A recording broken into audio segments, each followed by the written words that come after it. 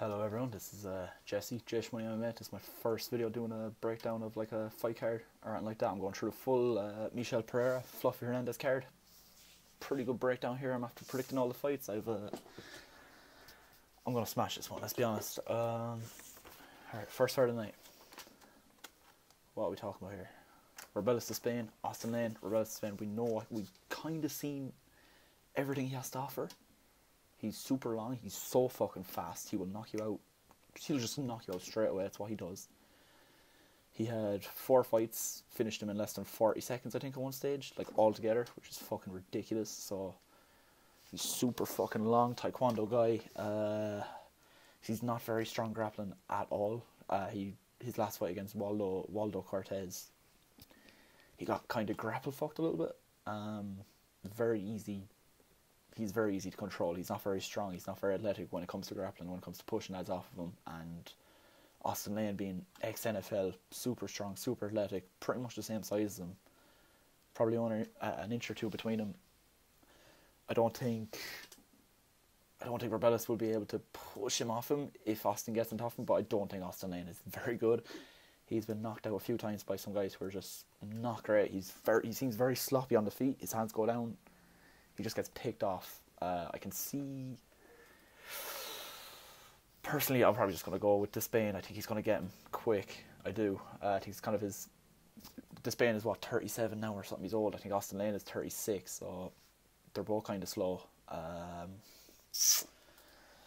And Austen Lane's chin is a little suspect, and Despaigne, if he touches you, he really fucking touches you. He'll really hurt you. So...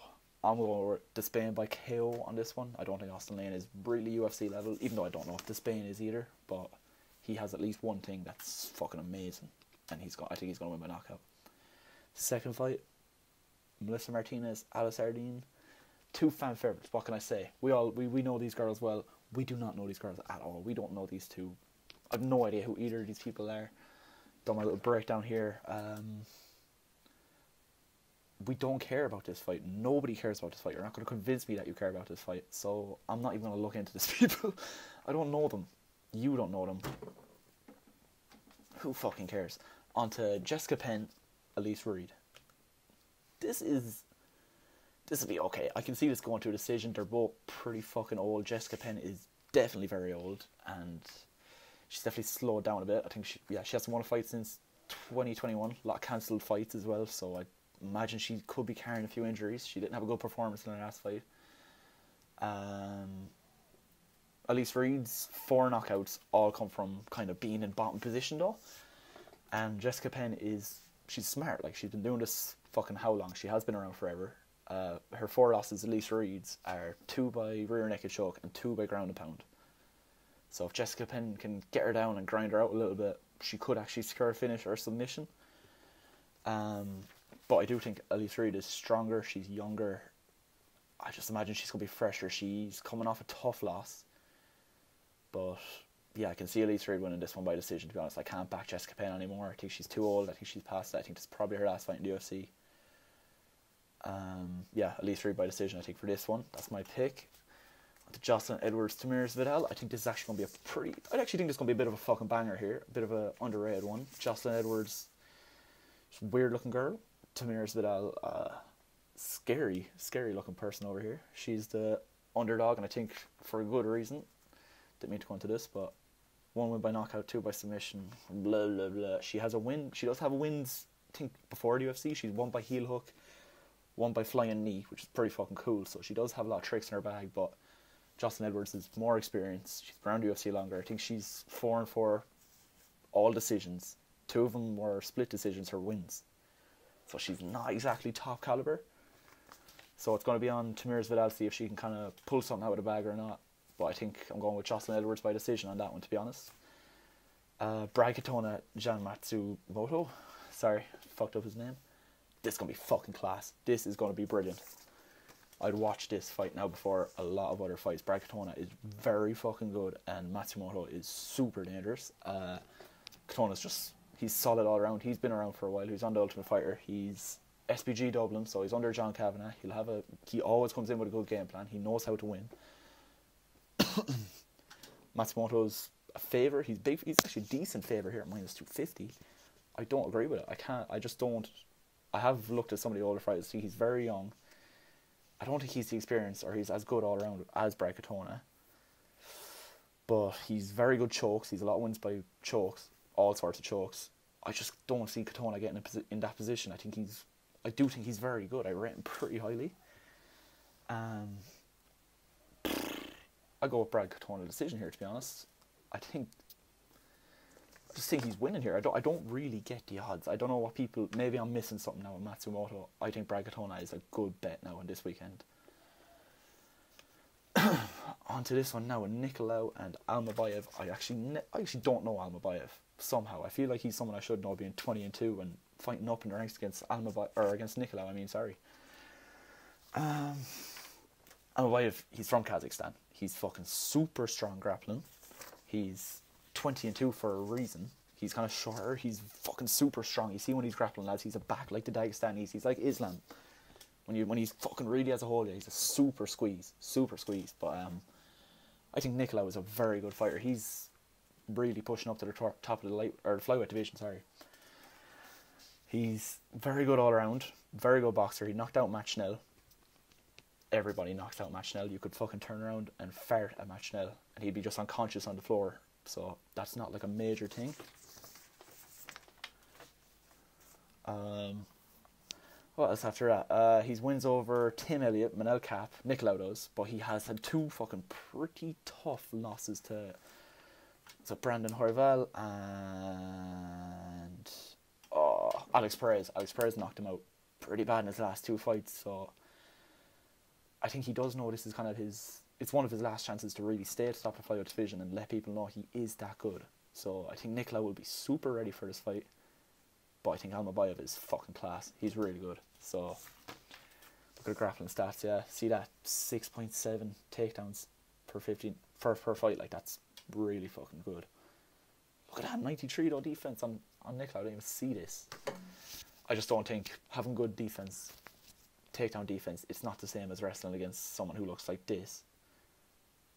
So, and his name, look at his fucking name. It's Almabayev. You're cooked. Nicalau is cooked. I'm going Asu Almabayev by being Kazakhstani. That's how he's going to win. Next fight, Darren Elkins, Daniel Pineda. I love Darren Elkins. Everybody loves Darren Elkins. If you don't love Darren Elkins, go watch his fight with Mirsad Bektik, where he's just getting the shit bet out of him forever. For the whole fucking fight. He came back and knocked him out.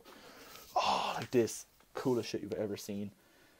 These guys are both pretty fucking old. Both fucking proper professionals. This is horrific. This is cool. Look at his tattoos. They're cool as fuck. Anyways, for being called the damage, Darren Elkins has taken a lot of damage through his career. I don't know how much kind of miles he's left in the tank. He's definitely capable of beating good fighters because that's what he's been doing. Like, he kind of goes up and down. He beats good fighters. He beats decent fighters and he loses to good fighters. Kind of the way I put it. He hasn't beaten a high level guy for a long time, to be honest. But he did go on a really good run for a while when he was younger. Pineda's 39 himself. They're both fucking old. He's a beast. He's 28 wins by finish. All of his wins are by finish. 19 of them are submissions and 9 of them are knockouts. So you know this guy is coming to he's coming to fight. So I can probably see Pineda getting a finish here, to be honest. I don't think Darren Elkins is going to be able to keep the same pace and athleticism. I just don't think he's the same guy. I'm going with Pineda I'm going to have to go with just by submission. I mean, 28 finishes, 28 fights, 19 submissions. I think he's going to wrap him up, to be honest. He's super strong, stronger grappler. I just think he's winning this one. He's a little bit shorter, but I don't really care. I think Pineda has this, to be honest. Submission or decision, to be honest. Even though he has finished all his fights, we know Darren Elkins, we know how fucking tough he is. If anyone's going to be able to fight through some serious shit, it's him. But I see Daniel Pineda, sorry. He's getting a submission, I think.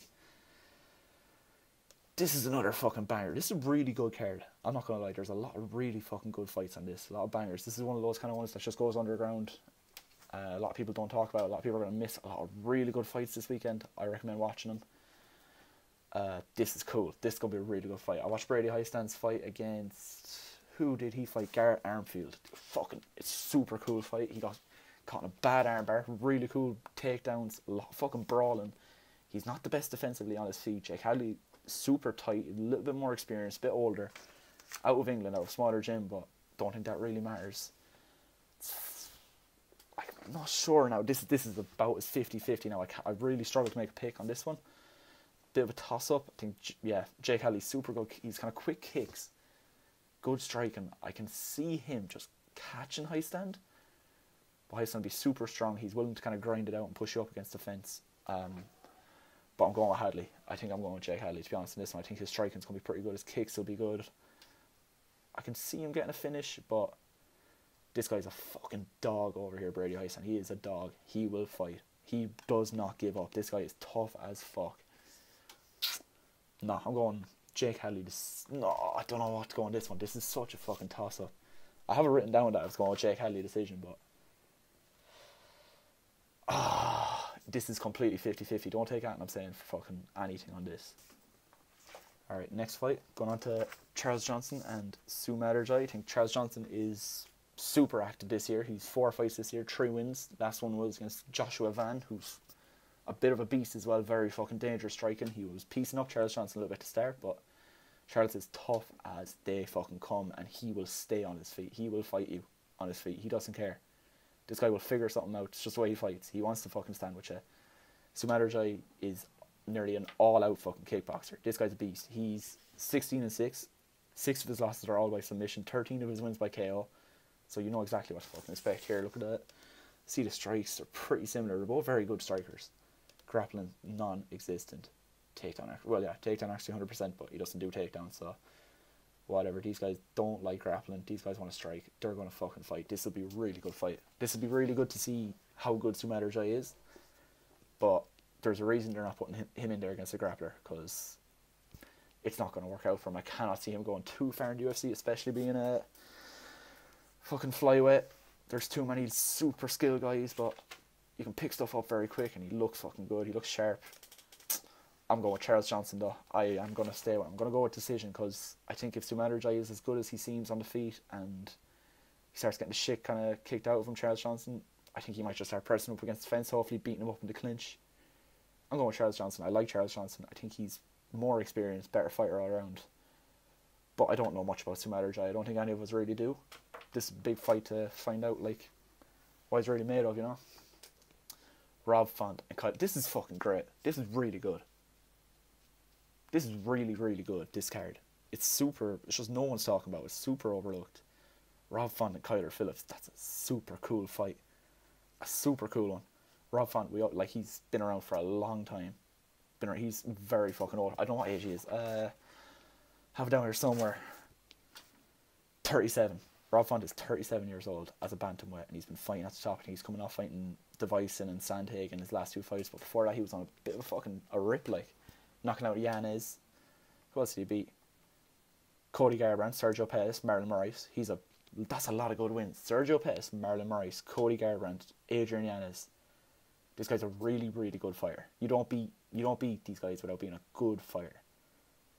And he is nasty boxing. He can crack like he did Yanez, which was so cool. That was a really cool fight, but Kyler Phillips is next up. I think that's... Well, it's hard to say next up in bantamweight, to be honest, because you got to go through Peter Yan, Umar, fucking Corey, Sean O'Malley, everybody. So you can't really be like, oh, he's a future champ because he's a bantamweight, but he's a future world championship level fighter.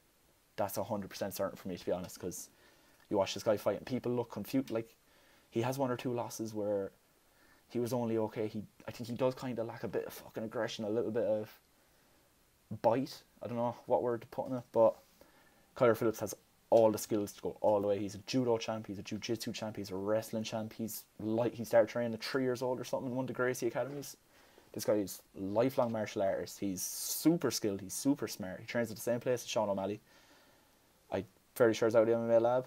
If not, I'm tripping. No, he is. Same place as Sean O'Malley, same place as Ben Henderson. So you know this guy's going to come in here with a game plan. That's for certain. He's going to be ready. He's going to know exactly what he wants to do against Rob Font. And I have a feeling Rob Font is going to be a little bit lost in there. I think it's going to go to a decision because Rob Font is super tough. He is tricky to figure out, but he has been figured out. So I do think Kyler Phillips is going to win this fight pretty certainly by decision. He's not a big finisher. He's not super aggressive, but he's just willing to win. He knows how to win. I'm going with Kyler Phillips, to be honest, on this one by a decision. Right, I'm going to move on now to the main event of the evening. Fluffy Hernandez and Michel Pereira. This is such a cool matchup. Like, if you've been watching Michel Pereira recently, you know he's really kind of got his shit together. He's kind of, when he took one or two stupid losses, he lost to Diego Sanchez. I mean, when Diego was way too old, he lost to Tristan Connolly, who was on super short notice that time and did not look like the same weight as him. He looked about 2 weight classes below him, and Pereira just got grinded out because he started doing backflips, completely blew the gas tank in the first round. I'd say after that, he was just fucking sick of losing stupid ways, and he started really getting his shit together and becoming a good fighter. He's not old. I think they're both the same age. They're both really coming into their prime now. Fluffy has been very fucking quietly stringing it together. Very quietly stringing it together. He's 5-fight win streak himself, I think, actually. He's super good at submissions. He submitted Rodolfo Vieira, and he's a beast on the ground. Anthony Hernandez, the second he gets down, he starts grappling, he starts wrestling, he looks for submissions. He's super tough. He's a brawler on the feet. He wings punches. Michel Pereira, I think he's a smart fighter as well, actually. We know Michel Pereira. We have never seen anything like that. He's doing backflips, he's doing cartwheels, he's jumping off the fence. It's ridiculous. I don't like the, when someone's on their ground on their back, the backflips are a load of shit. He's just stamping on their heads or landing with a shin to a face, and he never gets anywhere with it. If he does it again, I'm not going to be amazed this time, to be honest. It's just stop doing it. I want to see a really fucking fight now, especially if you're fighting against Anthony Hernandez. I don't want to see him doing like a load of stupid shit again in the first round, gassing out and then losing, and then everyone being like, oh, if you didn't fight like that and you fought smarter, maybe he would have went further. Like, now is the time for Michel Pereira to really make a run for himself, because this is a good fight to leapfrog into the fucking middle of the middleweight division. Fight some proper names. Then going who we'd fight next, but we would love to see Michel Pereira fight some big names. But I do think Anthony Hernandez is better on the feet, kind of more solid on the feet, obviously less explosive, but he's massive punches, big brawler, strong wrestler. Pereira is good with grappling, but I do think Hernandez submissions in MMA are just a different level. They're very fucking good, beating a lot of good fighters. I don't think it's going to a decision, because I just think both these guys are ready to fight. They're always ready to fight. I'm going with Anthony Hernandez, to be honest, to win. Don't really know how. I'm not going to predict what type of finish, but I do think he's a better all-round fighter. I do think even though he's only 12-2, I do think his experience is very good. He fights smart. He fights intelligently. This guy does not have a brain. He does not fight intelligently. I can't depend on him to do everything right. And I can depend on this guy to be ready. To be ready to take advantage of Michel Pereira doing some stupid shit, because that's what he does. So yeah, that's probably it then for the fight card breakdown. Thank you very much for watching.